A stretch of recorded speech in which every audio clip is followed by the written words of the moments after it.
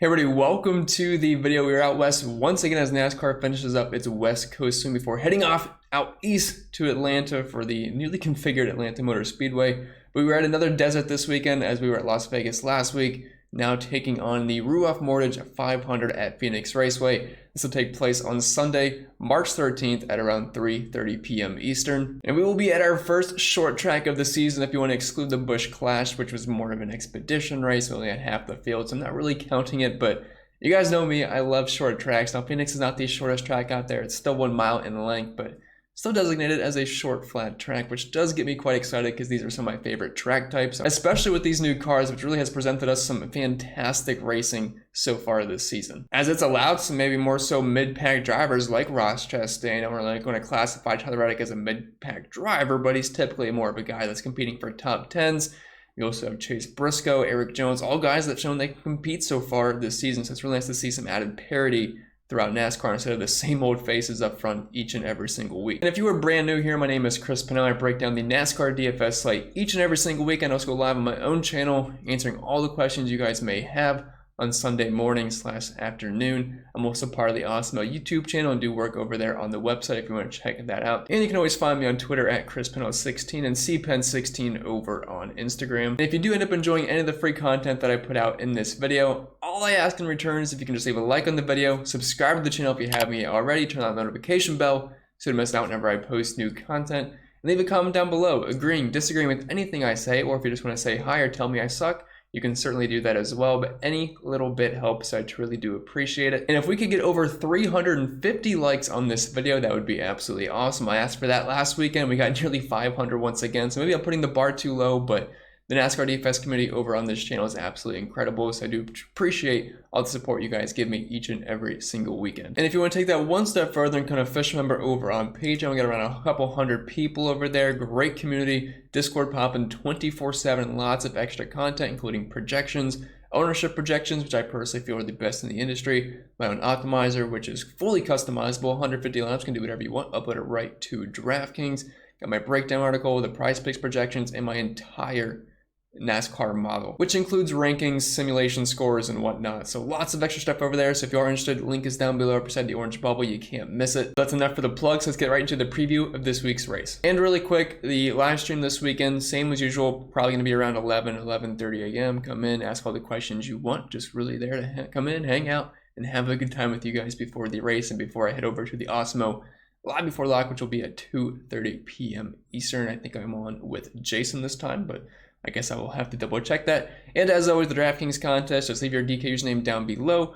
or you can hit the link in the pinned comment below the video to get there as well. It'll take you to my Twitter and just follow the directions there. Should be pretty easy. But as previously mentioned, this is the Ruoff Mortgage 500. I believe I'm pronouncing that right. I looked up their company and they actually had a pronunciation video to watch, so I think I am saying it right.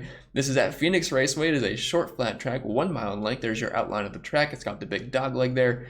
And we have, I know you can't see it, but 312 laps on tap for us, which means nearly 220 dominator points up for grabs. This is the most dominator points we've seen in a race this season, so making sure you focus on dominators to begin your lineup is going to be crucial when building fantasy NASCAR lineups this weekend. And for the most part, I'm looking at 2 to 3 DOMs per lineup, but as far as the strategy goes, that's pretty much it. We'll have to see how qualifying goes. I do record that section after qualifying happens, the driver by driver breakdown. I do this beforehand so I can get the video out quicker to you guys. So assuming nothing crazy happens, we're not all the good drivers starting in the back, we should be looking at a typical Phoenix setup, and we've seen the pole sitter.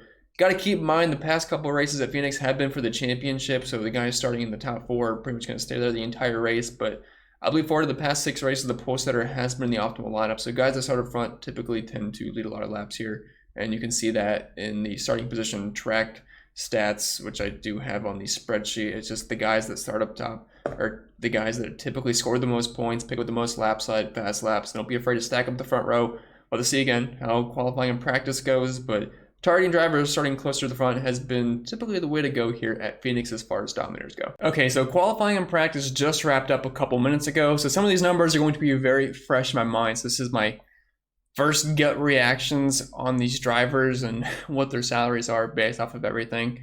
So we're going through this together. We'll have more up-to-date information on the live stream tomorrow. But this is the first time we're going through it together, so please bear with me here. But if you want my overall thoughts on the pricing this weekend, I think it's kind of soft in some areas. And I don't think it's going to be super hard building lineups this weekend because you have the front row, $10,100 with Hammond and $9,600 on Blaney. I assume those two are going to be quite popular, and that's not really breaking the bank. And some of these mid-range plays are underpriced, so overall pricing might lead to some pretty chalky plays. You have one guy that didn't even qualify. He's only $7,000, but you can make some pretty well-balanced lineups this weekend, easily fit in 2 to 3 DOMs, so really looking forward to it, and it should be a fun one. And starting us all the way up top, as per usual, we have Kyle Larson, nearly $12,000 over on DraftKings. Massive price tag over on FanDuel, but starting in the 7-hole, hard not to like Larson after what we saw in practice.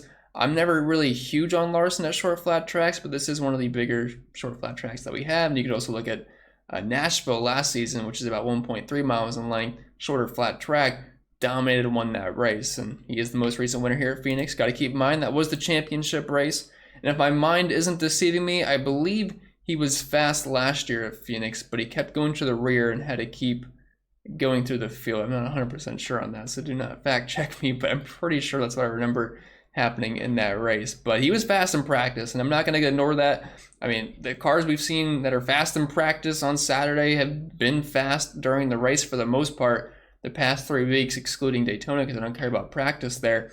First in the 1 lap, 5th in the 5 lap, 3rd in the 10 lap, 1st in the 15, 1st in the 20, 1st in the 25, 1st in the 30. So he's got a pretty good car. He's just not on the pole. So his path to dominating isn't as easy as a guy like Hammond, like Blaney, like Byron. But it's still Kyle Larson. Starting 7th is not a bad spot. He's going to be in the top 10. He's got good track position to work with. He's got an average finish of 4.4 here. Has a win, 3 top 5s, always in the top 10. Like I said, the most recent winner at Phoenix.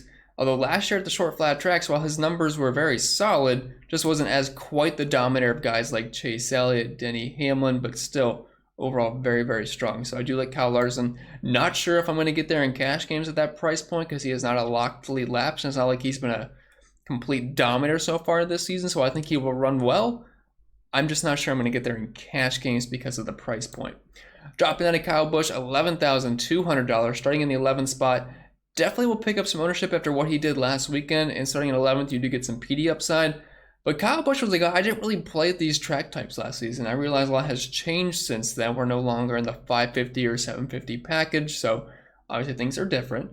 He's got a great track record at Phoenix. I remember at one point, I want to say he had like an average finish of like 3. But as we know, the past couple of seasons haven't been as dominant for Kyle Busch. And if you're looking at how he ran at the short flats last year, wasn't super impressive. Running position around 14th, average finish not too far behind there. 5 top 10s, which was fine, but he wasn't really much of a dominator. I think he will run well in this race. I'm just not sure he's going to run well enough to be able to dominate in the laps, which is something he is certainly going to have to do at that $11,200 price point. Chase Elliott, $10,700, starting all the way back in 19th, right beside Burton, Truex Jr. So you have 2 potential big-name PD plays that could also end up leading laps. Wasn't super impressive for Chase Elliott, 14th in the 10 lap, 12th in the 5 lap, 12th in the 15 lap. So as far as practice goes, he didn't have the absolute best car. He is a recent winner at Phoenix, though. He's definitely led a lot of laps here before. The one race he did win was during the championship race, where he went to the rear, went right through the field, and ended up dominating, had an absolutely fantastic car. And looking back at last season, was pretty strong at the short flats, one of the best drive ratings, had 4 top 5s. Second most laps led per race, and top 5 in fast laps. So starting all the way back in 19th at a $10,700 price point, I would definitely get some exposure to Chase. Again, not sure if I'm going to get there in cash games because I think his chances of leading laps are pretty slim, but I don't think it's out of the equation. Joey Legano, $10,400, starting in the 10th spot. Did have a pretty strong car in practice, as you can see on the screen. Typically top 5, top 6, just about everywhere. And he is really good at Phoenix, actually averaging the most DraftKings points per race here over the past 6 races. Average running position of 5.8, which is best of all drivers. The best drive rating, has a win, several top 5s, mostly always in the top 10. The most laps led per race and some of the most fast laps. And Joey, the past couple of seasons, has been absolutely incredible at short flats. He's got the second best average finish. And if you date that back to 2020, he's the best average finish of all drivers at the short flat tracks. Pretty much always in the top 10 and potential lap leader. Definitely want some exposure to Joey. Not going to have a ton of him. And he did tag the wall in qualifying. I don't believe he's going to a backup car. Just kind of some cosmetic damage on the right rear, I believe. But Joey's certainly in play for me. I just feel like I'm more comfortable rostering guys like Hamlin, Truex, Blaney at these price points, but he is by no means a fade for me. And then Denny Hamlin, $10,100. I'd expect him to have quite a bit of ownership because he is fantastic at Phoenix. He was fast last week. I mean, he screwed himself when he's going down pit road at the end there, but he was first in average green flag speed last weekend, which was a nice bounce back for the JGR cars. Now, maybe his ownership isn't as high as I might think it will be. I haven't ran any of my numbers yet or projections, so again, I'm just kind of spitballing here, breaking down the slate at first glance. But they weren't great in practice. The JGR cars were pretty bad, which was surprising because they're fantastic at these track types, so maybe they were sandbagging a little bit. Hard to tell, but they were very fast in qualifying. Besides Truex, they all ran pretty well. And Hammond was 21st in the 5 lap, 17th in the 10 lap, and 11th in the 15 lap. So if you're willing to look past that, the front row at Phoenix typically dominates the race, and he is fantastic here. One of the best average finishes. He has 5 top 5s the past 6 races here. And just looking at the damage he did at the short flat tracks last year, most DraftKings points per race, most laps led, most fast laps, and $10,100 is a very cheap price point. Some of the speed they had last week can carry over. I think Hamlin's definitely a good spot to lead some laps and finish top 5, and I'd say a decent chance of being in the optimal lineup, so I do like him quite a bit. Dropping down to the 9K range, we have Martin Truex Jr., $9,800, which is a really nice price point for a guy that absolutely kills these track types. All the way up to $13,500 on FanDuel. So he's the 6th most expensive driver on DK, 2nd most on FanDuel. So you're getting an excellent value here, and he's starting mid-pack in 20th. So a lot of PD upside for a driver that can certainly get up front. I know, like I said, the JGR cars were not good in practice, but it's not always the end-all, be-all. It might have been sandbagging a little bit. At least that's maybe the theory I'm going with to make myself feel better about wanting to play these JGR cars. But it's really hard not to like Truex. He's going to project very well. Again, I've not ran my numbers yet, but it's hard not to see him project well starting in 20th at a track he is fantastic at. Typically always inside the top 10. Good chance he's in the top 5. Has some of the most laps led and fast laps here. And looking at recent finishes at similar tracks, 2nd, 4th, 1st, 12th, and 22nd. A bit of a skid there, but then 5th again back at Richmond last season. So really hard not to like Truex. Right up there with Hammond as being pretty much like the top overall dominant car. Had 3 wins, 6 top 5s. So I'm certainly in on Truex. Even though practice wasn't the greatest, I could see him being very popular. And I think you can definitely make a case for him in cash games. Because if you go the Ryan Blaney route starting on the pole, because we're about to talk about him, because again, pole sitters are typically pretty good at Phoenix, and he was fast in practice. You pair him up with Truex, I'd say there's a decent chance you could probably get another expensive driver in, just throwing in some of these cheaper guys. I have not yet looked into it yet, but I could definitely see that being a very popular pairing. But anyways, talking about Blaney here, only $9,600 over on DraftKings. He is on the pole. Super fast in practice, pretty much top 2 everywhere, besides the 1 lap, which I don't really care too much about, but second. So yeah, he has got a pretty darn fast car, which definitely intrigues me because I always love Blaney at the short flats. I know he's a guy that can be a little bit more hit or miss, where he typically runs well, but he seems to always have issues, or his pit crew is screwing him.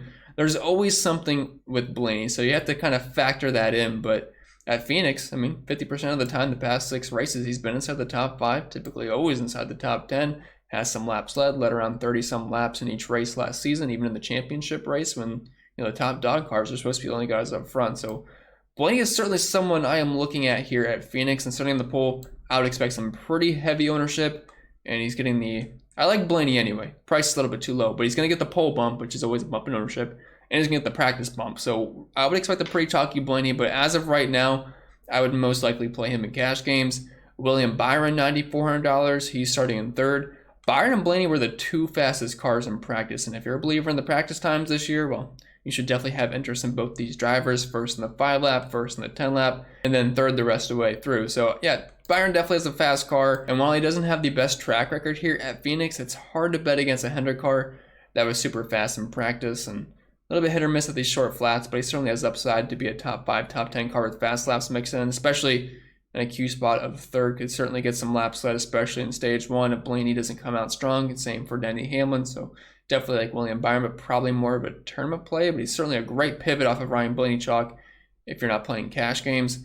Then Kevin Harvick at $9,100. He is starting in 16th. He's a fine play, and if you're looking at his track record at Phoenix, it obviously looks very good, but track record hasn't really been a thing for Kevin Harvick the past season or so, because it just doesn't add up anymore. Like, he is just not as good. The car's not as good. Stewart-Haas is kind of fallen off a little bit.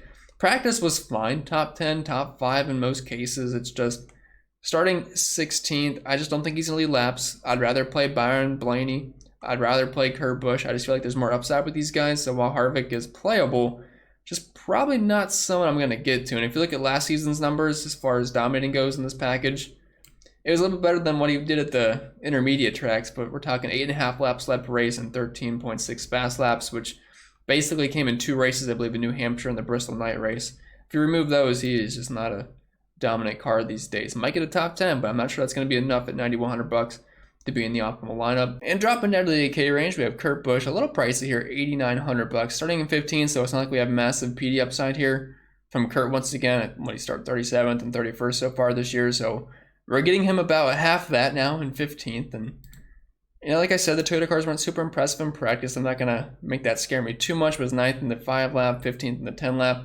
I think he can run around top 12, which is a fine real life day, but at $9,000 in fantasy, I'm not sure it's going to be enough to get that done. I think he's a pretty appealing on FanDuel, $8,000, but DK is kind of pushing a little bit.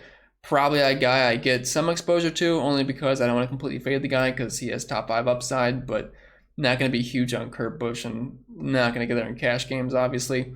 Alex Bowman, $8,700, starting in 9th. Doesn't look like a guy I'm going to get a ton of. He is not that great at Phoenix so far. And the short flat tracks last year, he did have 2 wins, but he kind of stole both of them, similar to what he did last week. I was pretty heavy on Bowman last week, and I'm getting the win. I'm probably going to jump off the train now. Just don't really like him starting inside the top 10 at his price point. I'm going to get a little bit in there just because tournaments, 150 max. Got to get a little bit of Bowman just because he's in a Hendrick car and he's cheap enough to where, if he finishes top 5 with some fast laps, it could certainly work out, but not going to be super heavy on Bowman. Practice, didn't really get much data there. I don't think he did any, no 10 lap data. 17th in the 5 lap, 9th in the 1 lap, really nothing to look off there, but his Hendrick teammates are fast as far as William Byron and Kyle Larson goes. Chase Elliott wasn't super fast, but he can certainly be a top 10 contender. Tyler Reddick, $8,500, starting in 12th. I think he's going to be a great tournament play. He was fast in practice, 4th in the 5 lap, pretty much top 6 everywhere. And while Reddick doesn't have the greatest history at Phoenix, a lot of this is kind of skewed. I remember the one race, I think it was the first race last year, I have to double check, that might have been the year prior. But Reddick was running really, really well. He got inside the top 5, even outdid Kyle Busch, which at the time Kyle Busch was the man at Phoenix. And he went right past him. He had like 30 or 40 fast laps, ended up hitting the wall and wrecking out, I believe that's what happened. So some of those numbers are skewed a little bit, but Reddick has been fast so far this season. I don't think that's going to go away. He was fast in practice, $8,500. The price went back down to where it was, I believe, at Auto Club, starting in 12th. Top 5 upside, honestly has legit win potential, I think, every week now with this new car. So I'm definitely on Reddick. You can play him in tournaments. Not going to go there in cash games, but it's going to be a solid tournament play. Christopher Bell, $8,300. He is starting 4th, and kind of a shame because I was huge on Christopher Bell. I talked him up in the Osmo video, but again, that's pre-qualifying in practice, so some of those things can change. But I still think we can play Bell starting 4th, although he's not nearly the play I thought he was going to be. I was hoping he's going to start around 10th. And then, you have that top 5 upside. Starting in 4th, he's basically got to at least finish there, gain some spots, and get some fast laps to be optimal. But the price is low enough to where I still have some interest, but he is purely a tournament play at this point. And again, you're kind of getting a little risky here because these guys were not fast in practice, just fast in qualifying, besides Martin Truex. But Bell was amazing at the short flats last year. Like, really, really good. Average finish is 7.5, which is only worse than like 4 drivers. I think Truex, Hamlin, and Joey Legano. One of the better running positions, a good driver rating, 7 top 10s, which is tied for Legano with the most. So really hard not to like Bell just based off the numbers. Now the qualifying spots, what's going to kind of pull you back, which it should lower his ownership. I don't mind taking some stabs at Bell still. Brad Keselowski, $8,200, starting in 18th. The PD looks good, and if you're looking at his recent track history, you're thinking, yeah, this is a pretty easy play, but keep in mind, now in the 6 car, it's only a downgrade from Penske equipment. He's probably going to finish around 15th place. Like, he's okay. I'll have a little bit of Kes, but he's not a super appealing guy, in my opinion. Was not great in practice, and wouldn't surprise me if he's not that great in the race. Plus, he tends to wreck everybody and wreck himself every week now, so it's really hard to trust him. Ross Chastain, $8,100. Starting in 17th, they get a ton of data from him in practice, but if he looks anything like he did last weekend where he led like 100 laps, yeah, I'll take some Chastain starting in 17th, kind of in a similar spot to last weekend. And last year, he was actually pretty solid at the short tracks, pulling up his numbers for the track type form. Looking past recent track history, because he used to be in some real junky equipment, But last year, 3 top 10s, 5 top 15s, 7 top 20s. I think he is certainly playable. Was also great at the road courses, which I know has no correlation, but it just popped in my head, so I wanted to say it. But do think Chastain's certainly in play, starting 17th, $800. Might get a bit of an ownership bump because of what he did last week, but we'll have to see what the actual numbers say. But I would certainly look to have some. Drop into the 7K range. We have Eric Almirola, $7,900. Another guy I talked up in the Osmo video, top 5, who happened to qualify inside the top 5. So one of these guys who I thought were going to be good during the race seemed to be really good in qualifying, which sucks for DFS purposes because it makes you really not want to play them. 23rd in practice on the 5 lap, 12th in the 10 lap, 8th in the 15 lap. Kind of similar to where JGR, some of these guys were not good in practice, but then they put up a really good qualifying time. Not overly concerned about it though, because Almirola is pretty darn good at Phoenix. He's really good at the short flat tracks. He actually picked up a win at one of them last year. You got to keep in mind a lot of the good cars wrecked out early during that race, so he's probably not going to win if that doesn't happen, but he still had top 5 speed.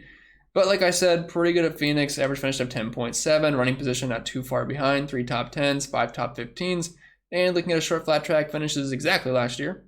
6th, 6th, 14, 1st, 4th, and 6th. I think we have legit top 10, top 8 upside here, which he's going to have to do starting inside the top 5. But if he can kind of hold his ground, pick up some fast laps, finish top 7, that's not a bad day from Almirola. And we've seen a mid-range driver like every single week so far happen to get up front lead laps, and who's to say it can't be Almirola this week. So I think he's kind of summoned a bell where he's still a good tournament play, even though he is starting to the very, very front.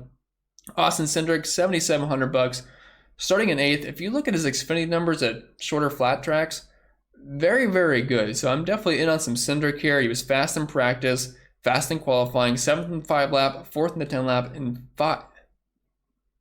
5th in the 15 lap. I know he's a rookie, but starting in 8th, kind of a similar play to Bell and Almirola, where I had interest in him before qualifying, but he happened to qualify inside the top 10, which makes them tough for DFS plays, but I'm hoping that just lowers their ownership. But I could certainly see Cindric in a Penske car at Phoenix stay within the top 8 for the majority of the day and maybe pick up some fast laps. And again, mid-range driver could certainly get up front and lead some laps as we've seen the past few weeks so far. So I do not mind Cindric, even though he's inside the top 10.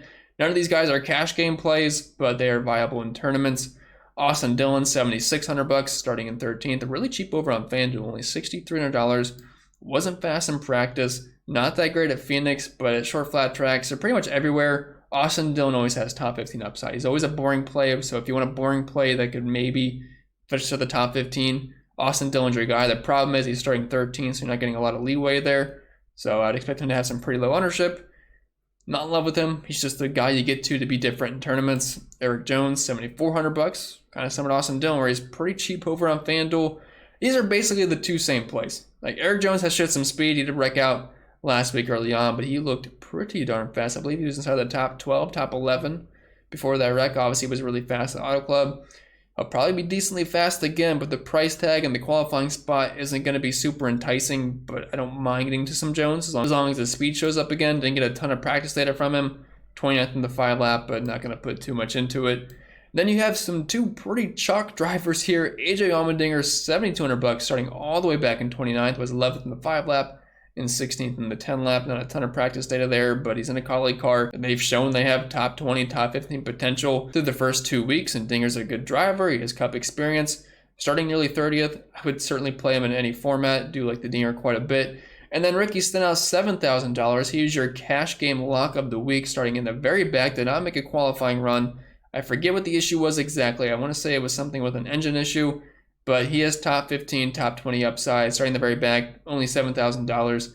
I don't even care about the numbers. He's going to gain spots, assuming he doesn't wreck out, so don't mind playing Ricky Stenhouse. Obviously going to be very, very high owned, but rightfully so. Dropping down to the 6K guys, who all look like some pretty solid plays here. Chase Briscoe is kind of pushing it. He's in that Christopher Bell, Austin Cindric, Eric Almirola range where they're starting really close to the front, but they certainly have upside to stay around that range as long as they pick up some fast laps. They could end up being optimal, and Chase Briscoe has shown that he can get up front, lead some laps. We saw that at Auto Club, and I mean, he certainly has some speed. Didn't run too much in practice, so I don't have a ton of data to look off. Was third in the 5 lap, but again, that's not a big sample size of really anything to look at, so I hate to put too much into it. But I think Briscoe's a fine tournament play. Obviously, Dingers, Pennell, and all these guys are going to pick up more ownership because of where they're starting in the back, and people want PD plays. So Briscoe should be pretty low owned, and he's an okay tournament play, but I don't have much confidence. Chris Buescher, $6,700, starting in 26, typically top 20 here at Phoenix. I like him better at the intermediates, but I think Buescher's probably a safe bet to gain spots, and he's only $6,700, so don't mind taking some stabs there. Average finish of 18.7 at Phoenix the past few years. Suarez, $6,600, starting in 23rd. Did have a decent practice, 13th in the 5 lap, 13th the 10 lap. Looking like he's going to be a 10th to 15th place car, probably. Only $6,600, starting in 23rd. Can definitely get to some Suarez, just trying to get some studs up top. Bubba Wallace, $6,400, super cheap on FanDuel, only $4,000, starting in 27th. Was 10th in the 5 lap, which I guess is a positive, 11th in the 10 lap. Not a ton of data here, but car didn't look absolutely awful as far as practice goes. I just hate trusting Bubba, but we know he has top 20 potential, top 15 upside some weeks, and he's starting all the way back in 27. So unfortunately, I don't like playing Bubba, but it's looking like a decent week to do just that. Cole Custer, $6,200, starting in 25th. Another guy I don't really like playing. Wasn't super impressive in practice, but we know he's got top 25, top 20 potential. And a few races that he has at Phoenix, average running position inside the top 20, a decent drive rating compared to most of these drivers down here, and he also has a top 10. Don't hate getting to Colonel Custer here. And Justin Haley, $6,000. Again, super cheap on FanDuel, starting all the way back in 28th, which he starts in the back, it seems like every single race. He was running inside the top 15 before wrecking out an auto club at the very end of the race, and he finished P17 last weekend. Don't see why he can't run in the top 20 once again. So Justin Haley starting in 28th at that price point. Playable, I think, in all formats. Dillon, super cheap on FanDuel, $59 over on DraftKings, starting a little bit too high for me. I know he's typically a 15th to 20th place guy here at Phoenix. The problem is there's other guys that I think are cheaper than him that are better plays, offer you more PD upside, and then right above him, I'd much rather play all these guys. So Dillon, not a guy I'm probably going to get a lot to. Harrison Burton, one of those guys who was actually pretty strong in practice, starting in 24th. He's kind of in a Penske car with Wood Brothers in the 21 car. Below 6K, had a good run last week, starting in 24th. I think he's actually a pretty solid play. 10th in the 10 lap, 9th in the 15, 8th in the 20. Hate to put too much into the long runs here because not a lot of cars ran that. Like, he was last of all the guys that ran 20 laps, or I guess second to last, only behind Suarez, so it's not that impressive. But he was 10th in the 10 lap, which decent enough sample size here of drivers that ran 10 laps, which is actually pretty good. So Harrison Burton at that price point, I would certainly get to. Lennon Castle, $5,500. If you were playing over on FanDuel, he is $2,000, which is completely free. He's in the 77 car for Spire, so obviously it's not anything you're too excited about. It was terrible in practice. If you're playing Lennon Castle, you're just kind of hoping he runs around and finishes top 30, so there might need to be some attrition for that, but I'm not super excited about playing Castle. LaJoie, he was in the optimal lineup last week in a very similar spot. I think he was just a little bit cheaper, starting 29. Kind of the same setup here. Also Inspire, but LaJoie's a pretty good driver. If you're just trying to differentiate down low, play some core LaJoie just to get some LaJoie exposure, but I can't see myself going above like 8 to 10% LaJoie. Michael McDowell, $5,100, kind of a similar play to LaJoie, just starting 8 spots further up, so I think I'd rather play LaJoie this weekend. McDowell probably has better top 20 potential, but I'll take the extra added PD with LaJoie here. And then as far as the scrubs go, I hate to really count Gilliland as a scrub. I mean, he's in the same team as Michael McDowell. It seems like they got priced a little bit too low this weekend because they're really not the worst cars out there. Like, I'd much rather play Gilliland than I would a Landon Castle. I'd rather play Gilliland probably than Dillon this weekend after I saw the pricing and the starting positions because Gilliland has legit top 25 upside and he's below 5K. So if you're looking for a complete punt option who's not really a punt option, Gilliland definitely makes some things work up top. And if you're going triple dom this week, maybe even quad dom, Gilliland's a guy that can certainly make that possible, and it doesn't even feel that gross, especially in the starting spot. And then Smithley and McLeod, Cody Ware, I personally just am not going to play them. Maybe I get up to 1%, but if that's the case, I didn't want it. If I had to play one between the three, I guess it'd be McLeod. Does have a top 30 finish here, but it is really nothing to be excited about. But with that being said, I think that'll be pretty much it for the video. So if you found this helpful, informal, informational, whatever word was appropriate there, or fun, entertaining, whatever it may be, make sure to leave a like on the video, subscribe to the channel if you haven't yet already, and leave a comment down below agreeing or disagreeing with anything I said here, because I love to hear all of your opinions. And if you do want to check out the extra content over on Patreon, you're able to find it. Link can be found down below for that. And don't forget to check out PrizePicks, who I forgot to plug in the beginning of the video, so you're welcome for that. But use code CPEN to get an instant deposit match bonus up to $100. There is no catch. It's literally free money if you do sign up for the first time. Use code CPEN and take advantage of that. There's always some props that I do end up liking. You can ask me on the live stream once they actually post their props, and also have PrizePicks projections with leverage scores and whatnot in the PrizePicks section on the spreadsheet. So if you want the extra content, all that fun stuff, like I said, you know where to find it. Follow me over on Twitter at ChrisPennell16, CPEN16 over on IG. I'll see you guys tomorrow for the live stream around 11 a.m. And if you want to follow me over to the Awesemo stream, I believe that's around 2:30, and I'll see you there as well. But I wish you all the best of luck, and I'll see you tomorrow or today, whenever you're watching this.